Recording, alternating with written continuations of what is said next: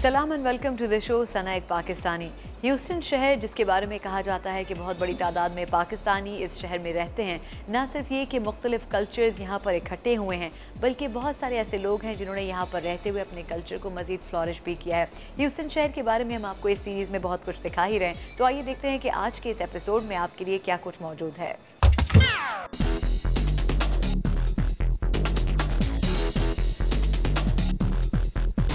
पाकिस्तान में यकीनन टैलेंट की कोई कमी नहीं है और बहुत सारे ऐसे पाकिस्तानी आर्टिस्ट हैं जो कि इंटरनेशनल लेवल का काम भी कर रहे हैं, लेकिन बहुत सारे ऐसे पाकिस्तानी भी हैं जो कि समंदर पार रहते ज़रूर थे, लेकिन उन्होंने एक वक्त के बाद ये सोचा कि वो पाकिस्तान आकर ना सिर्फ आर्ट के लिए कुछ कर सकें, बल्कि इसके अलावा पाकिस्तान और अमेरिका के दरमियान एक ब्रिज का किरदार भी अदा कर सकें।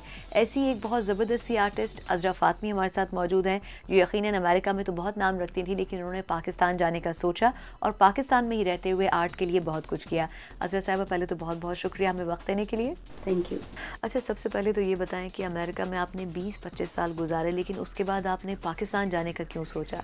सना, बहुत अच्छा सवाल है ये, और ये अक्सर लोग मुझसे पूछते भी हैं। तो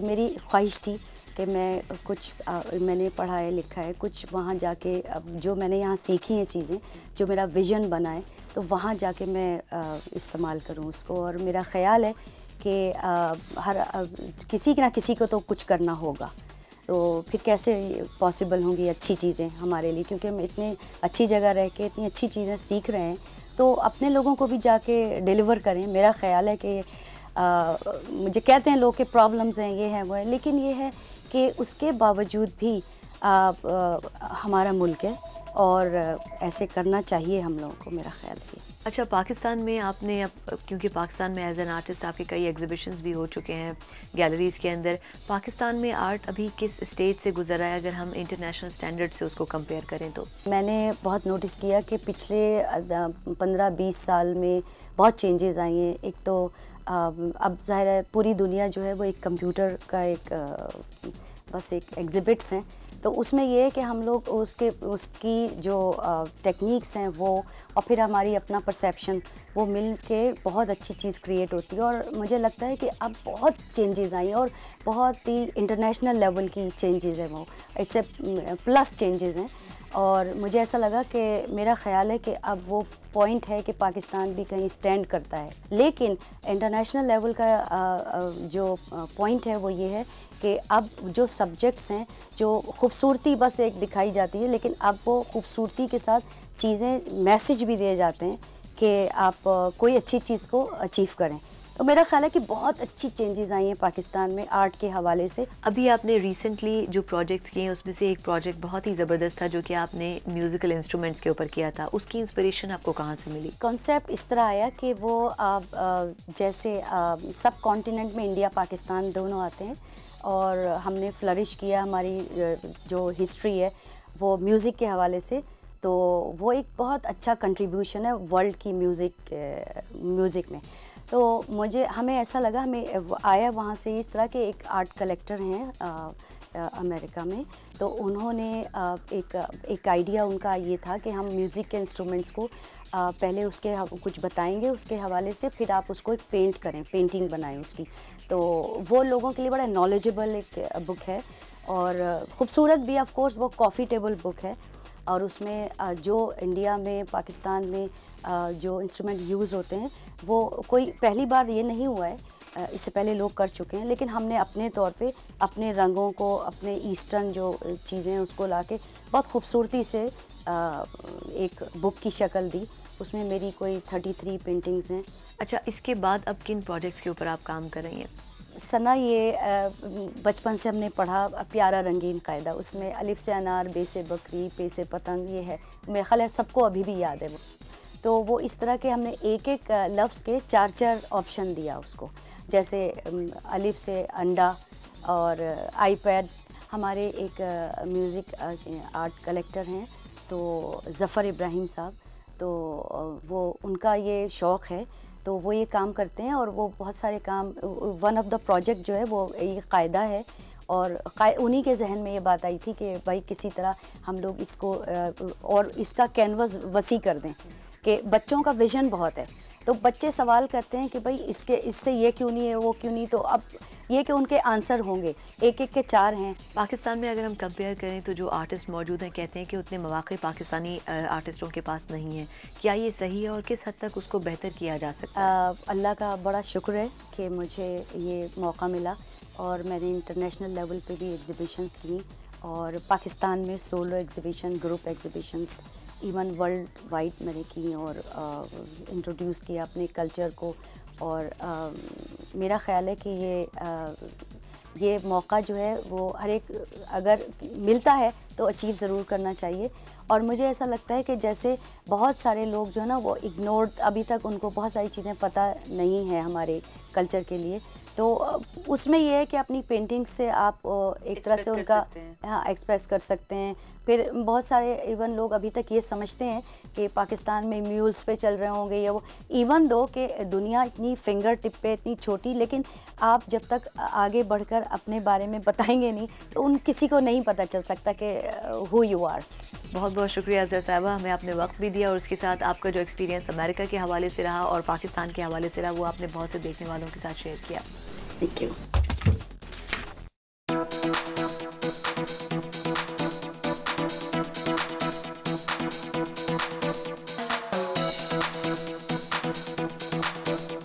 उर्दू ज़ुबान एक ऐसी ज़ुबान है जिसकी शुरुआत तो शायद बड़े सग़ीर से हुई थी, लेकिन अब दुनिया के बहुत से मुल्कों में लोग उर्दू जानना चाहते हैं, सीखना चाहते हैं। यूनिवर्सिटी ऑफ टेक्सास, जिसके साउथ एशिया डिवीज़न के डायरेक्टर कामरान अज़हर साहब हैं, जो बहुत अरसे से इस पोस्ट के ऊपर काम भी कर रहे हैं और ख़ास तौर पर उर्दू ज़बान के लिए उन्होंने ख़ास तौर पर अमेरिका कम्युनिटी के अंदर टेक्सास के लेवल के ऊपर बहुत ज़्यादा काम किया है। आज उन्हीं के साथ हम मौजूद हैं, उनसे थोड़ा सा वक्त लेंगे और जानेंगे। कामरान साहब, पहले तो हमें वक्त देने के लिए बहुत बहुत शुक्रिया। आपका भी शुक्रिया। आपसे ये जानना चाहेंगे कि कितने अरसे से आप इस पोस्ट के ऊपर काम कर रहे हैं और उर्दू के लिए इतना सर्व करने की आखिर वजह क्या थी? जी, मैं यहाँ पिछले 2 साल से साउथ एशिया इंस्टीट्यूट के डायरेक्टर के ओहदे पे फायज़ हूँ। उससे पहले मैं पहले भी जो है वो इस इंस्टीट्यूट के साथ राब्ते में रहता था। ज़ाहिर सी बात है, इस इंस्टीट्यूट का जो बुनियादी मकसद है वो यूनिवर्सिटी ऑफ टेक्सास ऑस्टिन में जो जनूबी एशिया या बर्र-ए-सग़ीर जो साउथ एशिया हमारे है उसकी तहज़ीब, उसके तमद्दुन, उसके वहाँ की जो तारीख़ है उसके बारे में जो कुछ भी होता है इस यूनिवर्सिटी में वो हम लोग कोऑर्डिनेट करते हैं। तो इस वक्त हमारे पास कोई 48-49 असातिज़ा ऐसे हैं इस यूनिवर्सिटी में जो बराह रास्त जनूबी एशिया पे बर्र-ए-सग़ीर पे काम करते हैं। अच्छा, वो पाकिस्तानी बच्चे ख़ास तौर पे जो यहीं पैदा होते हैं, यहीं बड़े होते हैं, उनकी उर्दू खासी कमज़ोर होती है, तो यहाँ पर कितना इम्पॉर्टेंट है उन बच्चों के लिए कि वो अपनी ज़बान जानें? क्योंकि बहुत सारे बच्चों को जिनसे हमारे प्रोग्राम्स में मुलाकात होती है हमारी, वो बेसिक उर्दू भी नहीं जानते हैं। उन लोगों के लिए आजकल के दौर में ये कितना इम्पॉर्टेंट है? हाँ, जो बच्चे ख़ास तौर पर पाकिस्तानी घरानों में पैदा हुए और यहाँ पले बड़े, अक्सर जगह ये देखा गया है कि ख़ास तौर पे ज़्यादा तालीम याफ्ता घरानों में, क्योंकि आप जानती हैं कि हमारे यहाँ से जो लोग तालीम हासिल करते हैं उनकी अंग्रेज़ी पे भी अबूर होता है, तो अक्सर ऐसा होता है कि वो बच्चों से उर्दू के बजाय या अपनी ज़बान के अलावा, कोई ज़रूरी नहीं कि उनकी पहली ज़बान उर्दू हो, पश्तो भी हो सकती है, पंजाबी भी हो सकती है, लेकिन वो अंग्रेज़ी में बच्चों से बात करते हैं। तो अब पिछले 25, 30, 40 सालों में जो पाकिस्तान से जो लोग आए हैं सन 65 में, जब इमिग्रेशन रिफॉर्म के बाद, अब वो लोग जब उनके बच्चे जब बड़े हो रहे हैं तो उनके यहाँ भी एक आइडेंटिटी का मसला है। और अक्सर लोग जो है वो आइडेंटिटी को जो है वो बहुत सारी उसमें अंसर होते हैं आइडेंटिटी के, उसमें हमारे रहन सहन का तरीक़ा, हमारा खाना, हमारा लिबास, लेकिन ज़बान भी उसमें एक बहुत अहम जो है वो उसका एक जो है ना एक रोल प्ले करती है ना। इस इंस्टीट्यूट के तहत आप लोगों ने बहुत सारे फेस्टिवल्स, बहुत सारे इवेंट्स करवाएं। अभी पिछले कुछ अरसे में कौन कौन से इंपॉर्टेंट फेस्टिवल्स ऐसे थे जिसमें बहुत अच्छा आपको लोगों से रिस्पांस मिला, और अब आइंदा आने वाले दिनों में कौन से फेस्टिवल्स हैं? जी हाँ, हम लोग ज़ाहिर सी बात है पूरे बर्र-ए-सग़ीर के हवाले से चीज़ें देखते हैं और हम उन चीज़ों पे ज़्यादा फोकस करना चाहते हैं जो कि हमारे अपने असातिज़ा या हमारे अपने जो यहाँ पर स्टूडेंट्स हैं उनको जिसमें उनकी दिलचस्पी हो। लेकिन कुछ चीज़ें हम बर्र-ए-सग़ीर के हवाले से भी करना चाहते हैं, जैसे कि आप जानती हैं कि 2012 जो था वो सादात हसन मंटो की 7 साला सालगिरह थी उनकी पैदाइश की। तो उस पे हमने जो है वो पिछले अप्रैल में एक प्रोग्राम किया जिसमें शमीम हनफी साहब हैं, नक़ाद हैं, हिंदुस्तान के बहुत मशहूर लिखने वाले हैं, वो आए थे और पाकिस्तान से आसिफ फ़र्रुखी साहब आए। तो इस तरह की चीज़ें हम लोग मुस्तकिल करते रहते हैं। ये तो कॉन्फ्रेंसेस और वर्कशॉप के हवाले से मैं आपको बता रहा हूँ। फिर सितंबर में, पिछले सितंबर में 2012 में हमने पाकिस्तान के ऊपर एक कॉन्फ्रेंस की। बहुत बहुत शुक्रिया कामरान साहब आपका।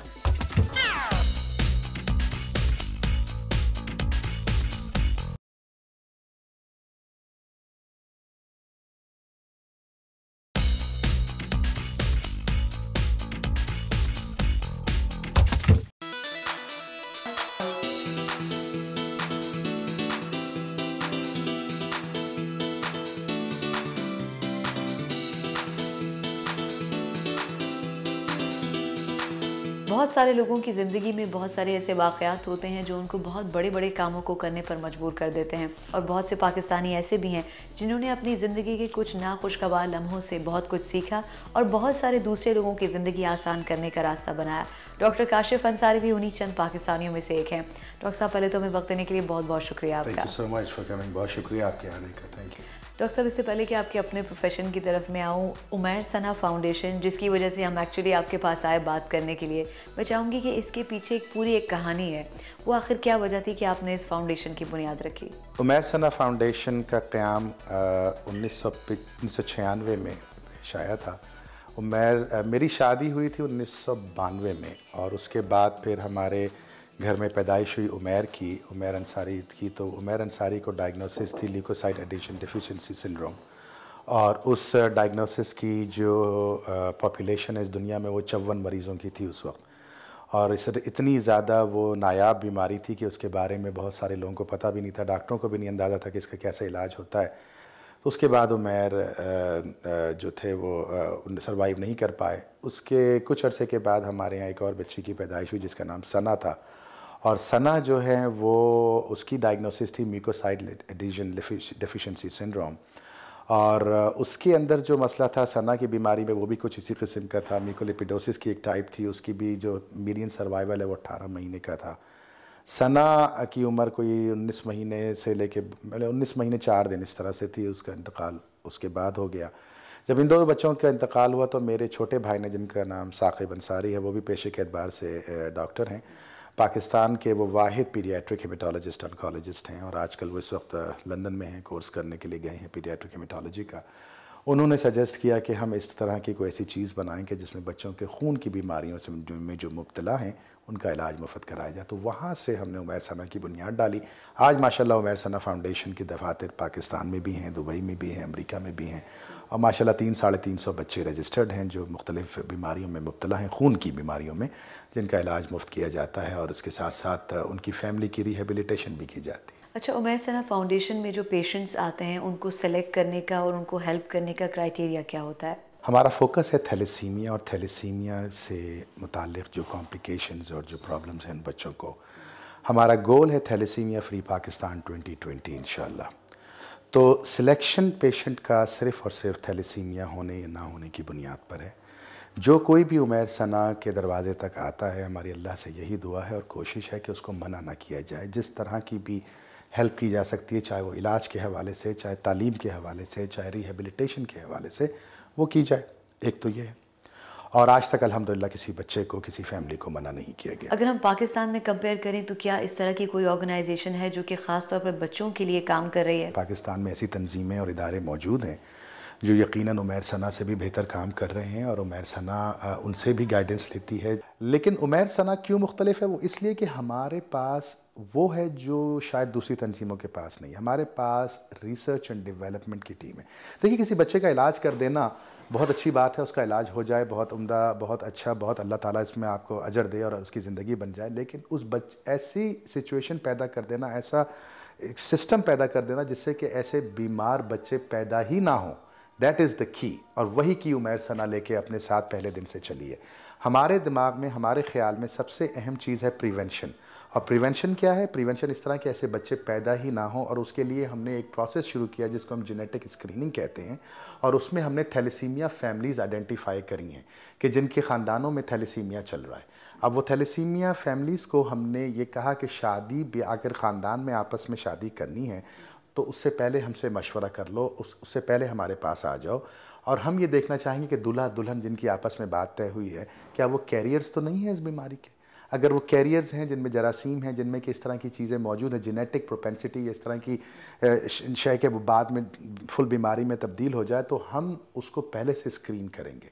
स्क्रीन करके हम उनके मामूली सा ब्लड टेस्ट होता है, वो ब्लड टेस्ट करके हम उसको साबित कर देते हैं कि आया किसके चांसेस हैं कि नहीं। रिसेंटली सिंध असेंबली ने इस पर बिल भी पास किया है कि शादी से पहले थैलेसीमिया का टेस्ट जो है लाजमी करार दे दिया गया। तो prevention is better than cure जैसे सब कहते हैं। तो हमारा ये इरादा है और हम इस पर काम कर रहे हैं। अब तक हमने कोई 1000-1200 फैमिलीज़ जो है पिछले 5-6 सालों में स्क्रीन करी हैं, और एक मोहतात अंदाजे के मुताबिक हमने तकरीबन 300 से 350 बच्चों की पैदाइश अपने तय रोकने की कोशिश की है कि जो थैलेसीमिया के मर्ज़ में मुब्तला हो सकते थे। दूसरा, इसका जो नेक्स्ट लेवल पे हम लेके गए, वो फैमिलीज़ जो नहीं स्क्रीन हुई, उन फैमिलीज़ को कि यहाँ प्रेगनेंसी हुई, प्रेगनेंसी अगर उनके किसी बच्चे को पहले से थैलेसीमिया है या ख़ानदान में किसी को थैलेसीमिया है, तो हमने एक प्रोसेस शुरू किया, एक प्रोसीजर शुरू किया जिसको हम CVS कहते हैं, कोरियोनिक विलाई सैम्पलिंग, कि हम माँ के पेट से उस सेल्स को निकाल के स्टडी कर लेते हैं उस ब्लड को कि जो बच्चे का ब्लड है कि आया कि इसके अंदर बीमारी है कि नहीं है। अगर उसमें थैलेसीमिया की बीमारी है तो हम माँ को ये ऑप्शन देते हैं कि आप इसका थेराप्यूटिक अबॉर्शन करवा लें, क्योंकि ये शरई तौर पे भी इसकी इजाज़त है। और इसके लिए हमने मौलाना तकी उस्मानी साहब से भी फतवा लिया, और बनौरी टाउन के और उलमाए कराम जिस मसलक के हैं उन सब की कोई राय, दूसरी राय नहीं है इसके ऊपर। तो थेराप्यूटिक एबॉर्शन करा के इस तरह के बच्चों को जो आगे जाके जिनके लिए ज़िंदगी में मुश्किलात खड़ी हो सकती हैं, हमने उनको थेराप्यूटिक एबॉर्शन किया। तो इस तरह से 300-350 प्रेगनेंसीज़ अवॉइड करवाई पहले, और तकरीबन 300 से 400 ऐसे बच्चे जो इस माशरे में अपने लिए मुश्किलात पैदा कर सकते थे या अपनी ज़िंदगी में अपने वालिदैन के लिए। और वो फिर वही बात कि मासूम बच्चे का क्या कसूर है, अगर उसको पैदा हुआ है उस बीमारी के साथ, तो उसमें उसका तो कोई कसूर नहीं है ना। तो वो उसके जहनी तौर पे जो परेशान होगा और जिस तरह की तकालीफ से वो गुजरेगा, उस चीज़ को अवॉइड करने में अगर हम कुछ कर सकते हैं तो क्यों ना करें। तो अल्हम्दुलिल्लाह इसलिए उमैर सना बाकी तंजीमों से मुख्तलिफ है। अब मैं छोटी सी मिसाल दूँ कि हर एक स्क्रीनिंग पे, शादी ब्याह की बात की थी ना, अगर आपकी फैमिली में एक बच्चे को थैलेसीमिया है और आप अपने भतीजे से अपने भांजे की शादी और इस तरह की चीज़ करना चाहती हैं फैमिली के अंदर, आप अगर हमसे पहले स्क्रीनिंग कराएंगे तो हम 50,000 रुपये आपको देंगे। और अगर स्क्रीनिंग में पॉजिटिव आ गया तो आप उस बच्चे इस शादी को रोकेंगे, ये शादी नहीं होने देंगे। अगर इस चीज़ पे आप साइन करते हैं, इस चीज़ के ऊपर आप हलफ उठाते हैं, तब तो हम ये ब्लड टेस्ट भी करेंगे और आपको पैसे भी देंगे, और अगर नहीं तो फिर नहीं। तो इस तरह से बहुत सी फैमिलीज़ आएंगी, क्योंकि उनके अपने घरों में बच्चे ऐसे मौजूद थे जिनको देख के उनका दिल खून के आंसू होता था। तो वो ये नहीं चाहते कि इस तरह की मज़ीद चीज़ें जो हैं, इस तरह के मज़ीद बच्चे या इस तरह की बीमारियाँ उनके ख़ानदान में मज़ीद परवान चढ़ें। तो हमें बहुत सपोर्ट मिली। तालीम की कमी है देही इलाकों में, पाकिस्तान के सिंध में, पंजाब में, बलूचिस्तान में, सरहद में तालीम की कमी है। इसको समझाने में थोड़ा सा वक्त लगता है, लेकिन यकीन मानिए कि अगर नीयत साफ़ है तो आपकी बात उन तक पहुंच जाती है। अच्छा, और आखिर में मैं ये जानना चाहूँगी कि जब हम यहाँ पर आए तो सिर्फ एक यही हॉस्पिटल्स नहीं, हमने पूरी एक सीरीज़ देखी है, यहाँ पर पूरी एक चेन देखी है हॉस्पिटल्स की जो आपने इस एरिया में डेवलप किए हैं। तो क्या इस पूरी चेन को जो एज अ वेलफेयर भी काम कर रही है यहाँ की कम्युनिटी के लिए, आपने क्या इसके दरवाजे नॉन पाकिस्तानीज़, नॉन मुस्लिम्स के लिए भी खोले हैं? उमैर सना का मोटिव, उमैर सना का मकसद, उमैर सना की सोच यही है। दुनिया में जहाँ जिस हिस्से में जब किसी इंसान को, चाहे वो मुसलमान हो चाहे गैर मुस्लिम हो, कोई भी मज़हब हो, कोई रंग, कोई नस्ल हो, उसको ज़रूरत है वहाँ पहुँचने की कोशिश की जाए और सिद्क़े दिल से की जाए। क्योंकि अगर नीयत साफ़ है तो अल्लाह खुद ही पहुँचा देगा, अल्लाह खुद ही कबूल कर लेगा। ये हमारा पूरा मकसद है इस तंजीम का। और इंशाअल्लाह जिस तरह से हम, अल्लाह ताला हमें तरक्की दे रहा है, जिस तरह चीज़ें बढ़ रही हैं, मुझे उम्मीद है कि इंशाअल्लाह आइंदा 2020 में हम अपना थैलेसीमिया फ्री पाकिस्तान का टारगेट अचीव कर लेंगे इंशाअल्लाह। बहुत बहुत शुक्रिया डॉक्टर काशिफ अंसारी साहब हमें वक्त देने के लिए। Thank you, thank you.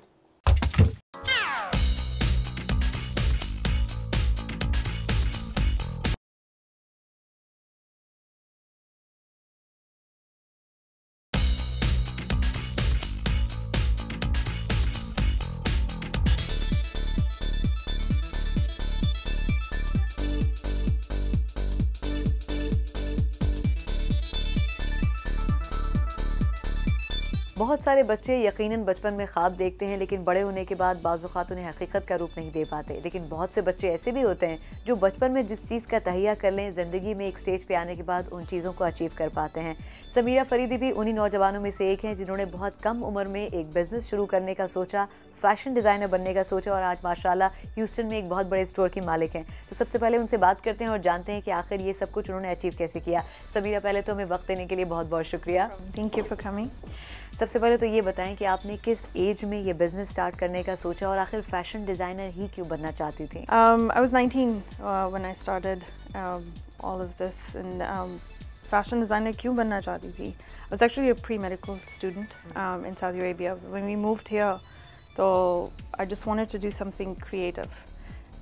Books पसंद नहीं थी कभी, so I was like, what can I do? And seeing my father work in the industry, I was like, I think I should join him, and that's why I did fashion designing, fashion merchandising, and image consulting here. अच्छा, यहाँ पर जो organisation है fashion group international Houston, उसमें आप वाहिद पाकिस्तानी हैं, तो यहाँ तक कैसे पहुँची आप? It's actually through my college. My department dean, she suggested me to join the organization. I think 4-5 साल पहले मैंने join की थी. What they do is कि जो भी US में fashion scene होता है पूरा, उसको they all represent all the designers and stuff. So I think it's an honor for me to be a part of the organization, and I'm also their membership director. I'm on the board as well.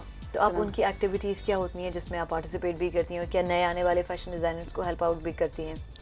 उनका help करते हैं हम लोग। जो नए students निकलते हैं college से, we try to mentor them, उनको इंटर्नशिप्स वगैरह कराना। फिर ह्यूस्टन के अंदर जो भी पूरा फैशन सीन है, आपका फैशन वीक होता है यहाँ पर, then we try to organise that with the company that does it.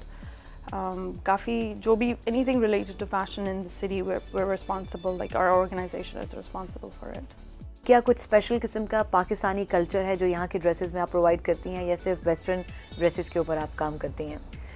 नहीं, जो भी पाकिस्तान के अंदर फैशन आया हुआ होता है, like the long dresses, flowy, we try to get it as soon as possible. Pakistan के अंदर भी आप लोग बिजनेस कर रहे हैं या पाकिस्तान के अलावा कोई और ऐसा मुल्क है जहाँ पर आप लोगों ने ये बिजनेस स्टार्ट किया और साथ में पाकिस्तानी कल्चर को प्रमोट करने का? सऊदी अरब में डैड एक्चुअली स्टार्टेड 92 में. It's the same thing, Pakistani कपड़े we're providing. It's been really good. Okay. अच्छा, पाकिस्तानी कल्चर यहाँ पर जो पाकिस्तानी डिज़ाइनर्स हैं आपकी तरह, ह्यूस्टन में तो खैर बहुत बड़ी तादाद में पाकिस्तानी हैं, इन लोगों ने कितना यहाँ के फैशन डिज़ाइनर्स ने पाकिस्तानी कल्चर को अभी भी ज़िंदा रखा हुआ है? लोग कोशिश करते हैं कि यहाँ पर लेकर आएँ whatever जो भी प्रोडक्ट वहाँ पर अवेलेबल है without traveling to Pakistan, because everybody watches TV. Dramas देख रहे हैं आजकल, एंड लाइक हम लोग को वो डिज़ाइनर के कपड़े चाहिए, या वो वाले ड्रामे में लड़की ने कपड़े पहने थे, तो can you do that? So we do custom order for them as well, अगर उनको पसंद आता है कुछ तो। अच्छा, आखिर में मैं थोड़ा सा ये जानना चाहूँगी कि पाकिस्तानी फ़ैशन इंडस्ट्री माशाल्लाह बहुत ग्रो कर चुकी है, तो पाकिस्तानी फ़ैशन इंडस्ट्री जो टिपिकल अमेरिका की फ़ैशन इंडस्ट्री है उससे किस हद तक मैच करती है, और क्या वाकई इतनी एडवांस हो चुकी है कि वो स्टैंडर्ड को मैच करती है इंटरनेशनल? डेफिनेटली, I mean, जो हम लोगों का काम कट्स वगैरह हैं, I mean, I think all of the designers have made somehow or the other their mark. Thank you so much Samira, हमें वक्त देने के लिए थैंक यू सो मच। और हम उम्मीद करते हैं कि बहुत सारे ऐसे पाकिस्तानी जो कि दूसरे मुल्कों में रहते हुए पाकिस्तान का एक जो इमेज है और सबसे बड़ी बात ये कि जो कल्चर है उसको ज़िंदा रखे हुए हैं, वो आप जैसे लोगों की तरह और भी यहाँ पर हो। Thank you so much. Houston शहर ना सिर्फ अपनी तारीख के हवाले से बल्कि अपने टिपिकल कल्चर के हवाले से, ख़ास तौर पर टेक्सास कल्चर के हवाले से बहुत ही फेमस समझा जाता है। हम कोशिश करेंगे कि इस सीरीज़ में जितनी इन्फॉर्मेशन आपसे शेयर कर सकें इस ख़ास तौर पर टेक्सास कल्चर के बारे में या फिर ह्यूस्टन के एटमॉस्फेयर के बारे में, वो इस सीरीज़ में आप तक पहुँचा सके। अगले एपिसोड में एक नई जगह पर आपसे फिर मुलाकात होगी। तब तक के लिए सना एक पाकिस्तानी को इजाज़त दीजिए। अल्लाह हाफ़िज़।